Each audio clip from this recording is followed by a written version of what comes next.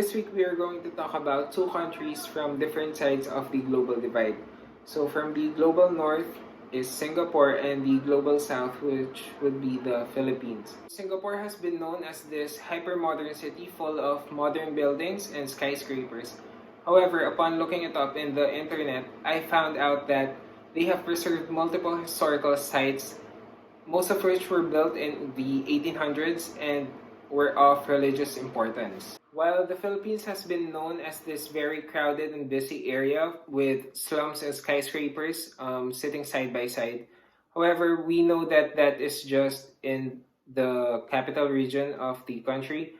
And when we go outside of it, it's full of mountains, rivers, trees, and very sparsely populated. So both countries are in the Southeast Asian region, and both were also colonized by Western powers, with Singapore being a former British colony and the Philippines being a former colony of Spain and the US. In terms of political system, both are democratic. However, in the Philippines, it's in presidential form, while in Singapore, it's in parliamentary form.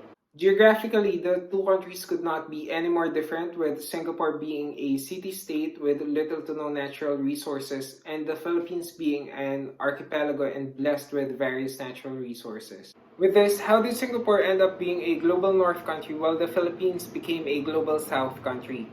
So I think the central factor that affected this difference is leadership. Singapore's Lee Kuan Yew had a fully realized vision for Singapore.